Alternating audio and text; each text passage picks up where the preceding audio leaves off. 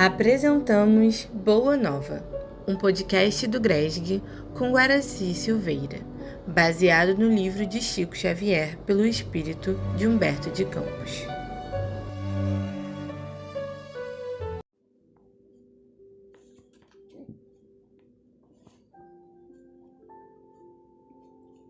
A última ceia. Reunidos, os discípulos em companhia de Jesus, no primeiro dia das festas da Páscoa, como de outras vezes, Jesus partiu o pão com a costumeira ternura. Seu olhar, contudo, embora sem trair a serenidade de todos os momentos, apresentava misterioso fulgor, como se sua alma naquele instante vibrasse ainda mais com os altos planos do invisível. Os companheiros comentavam com simplicidade a alegria dos sentimentos do povo, enquanto que o mestre meditava silencioso. Em dado instante, tendo-se feito longa pausa entre os amigos faladores, o Messias acentuou com firmeza impressionante: Amados, é chegada a hora em que se cumprirá a profecia da Escritura. Humilhado e ferido, terei de ensinar em Jerusalém a necessidade do sacrifício próprio para que não triunfe apenas uma espécie de vitória, tão passageira quanto às edificações do egoísmo ou do orgulho humanos. Os homens têm aplaudido em todos os tempos as tribunas douradas, as marchas retumbantes dos exércitos que se glorificaram com despojos sangrentos dos grandes ambiciosos que dominaram à força o espírito inquieto das multidões. Entretanto, eu vim de meu Pai para ensinar como triunfam os que tombam no mundo, cumprindo um sagrado dever de amor, como mensageiros de um mundo melhor, onde reinam o bem e a verdade. A minha vitória é a dos que sabem ser derrotados entre os homens, para triunfarem com Deus, na divina construção de suas obras, imolando-se com alegria para a glória de uma vida maior. Prezados irmãos, prezadas irmãs, este é o capítulo número 25 do livro Boa Nova, a última ceia. E Jesus dá para a gente aqui uma lição muito interessante, que é a lição do olhar tridimensional, espiritual, porque o físico nós temos, mas o olhar tridimensional no campo espiritual. É quando você vê com profundidade as coisas que ocorrem e que ocorrerão. Então Jesus vem ao mundo físico sabendo de tudo que ele iria viver aqui, mas já sabendo antecipadamente da sua vitória futura. Então, às vezes, ele usava da derrota aparente para mostrar a vitória superlativa depois. Muitas vezes nós nos confundimos, criamos problemas sérios por aqui, porque não temos essa visão. E a gente acha que o momento presente é o decisivo e que tudo vai acontecer de acordo com o que está acontecendo agora, quando não. A vida é dinâmica, o universo é dinâmico e ele vai modificando as coisas. E ante a resolução expressa naquelas palavras firmes, os companheiros se entreolharam ansiosos. O Messias continuou: Não vos perturbeis com as minhas afirmativas, porque, em verdade, um de vós outro me há de trair. As mãos que eu acariciei voltam-se agora contra mim. Todavia, minha alma está pronta para a execução dos desígnios de meu Pai. A pequena assembleia fez-se lívida. com exceção de Judas, que entabulara negociações particulares com os doutores do templo, faltando apenas o ato do beijo, a fim de consumar-se a sua defecção. Ninguém poderia contar com as palavras amargas do Messias. Penosa sensação de mal-estar se estabelecera entre todos. O filho de Iscariotes fazia o possível para dissimular as suas dolorosas impressões, quando os companheiros se dirigiam ao Cristo com perguntas angustiadas: quem será o traidor? Disse Filipe com estranho brilho nos olhos. Serei eu? Indagou André ingenuamente. Mas afinal, objetou Tiago, filho de Alfeu, em voz alta, onde está Deus, que não conjura semelhante perigo? Jesus, que se mantivera em silêncio ante as primeiras interrogações, ergueu o olhar para o filho de Cleófas e advertiu: Tiago, faze calar a voz da tua pouca confiança na sabedoria que nos rege os destinos. Uma das maiores virtudes do discípulo do Evangelho é a de estar sempre pronto ao chamado da providência divina. Não importa onde, como seja o testemunho de nossa fé, o essencial é revelarmos a nossa união com Deus em todas as circunstâncias.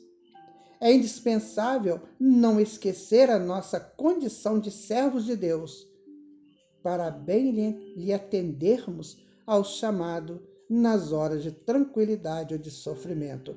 Gente, aqui Jesus dá uma lição muito grande para todos nós, sabe? A gente tem essa mania de ficar interrogando sobre Deus. Cadê Deus que não vê isso? Onde está Deus? Deus está em toda parte. Mas Jesus já tinha dito antes que é necessário que o escândalo venha, mas aí daquele que escandaliza e não do escandalizado. Ah, minha gente, é preciso estudar o Evangelho, para que não, como disse Tiago, né, que é o filho de Cleófas, que a gente não cometa essas injustiças contra nós mesmos. Porque se eu falo que Deus deveria atuar, eu estou dando ordens a Deus. Eu estou me situando como superior a Deus. E Jesus via a coisa com mais profundidade. Por isso ele disse essas palavras aqui, né?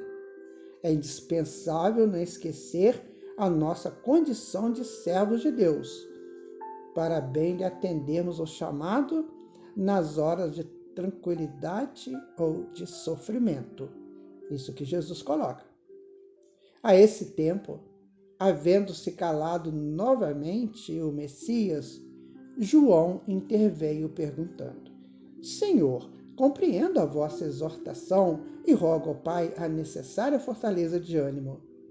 Mas por que motivo será justamente um dos vossos discípulos o traidor de vossa causa? Já nos ensinastes que, para se eliminarem do mundo os escândalos, outros escândalos se tornam necessários? Contudo, ainda não pude atinar com a razão de um possível traidor em nosso próprio colégio de edificação e de amizade. Jesus pousou no interlocutor os olhos serenos e acentuou: Em verdade, cumpre-me afirmar que não me será possível dizer-vos tudo agora. Entretanto, mais tarde, enviarei o Consolador que vos esclarecerá em meu nome, como agora vos falo em nome de meu Pai. Então, minha gente, nós estamos estudando e trabalhando nesse movimento do Consolador prometido por Jesus, para esclarecer as coisas, para relembrar aquilo que o Senhor Jesus disse e fez. Cuidemos de nós nesse trabalho, para que a gente seja firme, contundente e eficiente. E detendo-se um pouco a refletir, continuou para João: Ouve, João, os desígnios de Deus, se são insondáveis, também são invariavelmente justos e sábios. O escândalo desabrochará em nosso próprio círculo bem-amado, mas servirá de lição a todos aqueles que vierem depois de nossos passos no divino serviço do Evangelho. Eles compreenderão que para atingirem a porta estreita da renúncia redentora, onde encontrar muitas vezes o abandono, a ingratidão e o desentendimento dos seres mais queridos. Isso revelará a necessidade de cada qual firmar-se no seu caminho para Deus, por mais espinhoso e sombrio que ele seja. O apóstolo impressionara-se vivamente com as derradeiras palavras do Mestre e passou a meditar sobre seus ensinos. As sensações de estranheza perduravam em toda a assembleia. Jesus, então, levantou-se e, oferecendo a cada companheiro um pedaço de pão, exclamou: "Tomai e comei, este é o meu corpo." Em seguida, servindo a todos de uma pequena bilha de vinho, acrescentou: "Bebei, porque este é o meu sangue, dentro do Novo Testamento, a confirmar as verdades de Deus." Os discípulos lhe acolheram a suave recomendação, naturalmente surpreendidos. E Simão Pedro, sem dissimular a sua incompreensão do símbolo, interrogou: "Mas, mestre, o que vem a ser isso?" "Amados", disse Jesus com emoção, "está muito próximo o nosso último instante de trabalho em conjunto. E quero reiterar-vos as minhas recomendações de amor feitas desde o primeiro dia de apostolado. Este pão significa o do banquete do Evangelho. E este vinho é o sinal do espírito renovador dos meus ensinamentos. Constituirão o símbolo de nossa comunhão perene no sagrado idealismo do amor com que operaremos no mundo até o último dia. Todos os que partilharem conosco, através do tempo, desse pão eterno e desse vinho sagrado da alma, terão o espírito fecundado pela luz gloriosa do reino de Deus, que representa o objeto santo dos nossos destinos."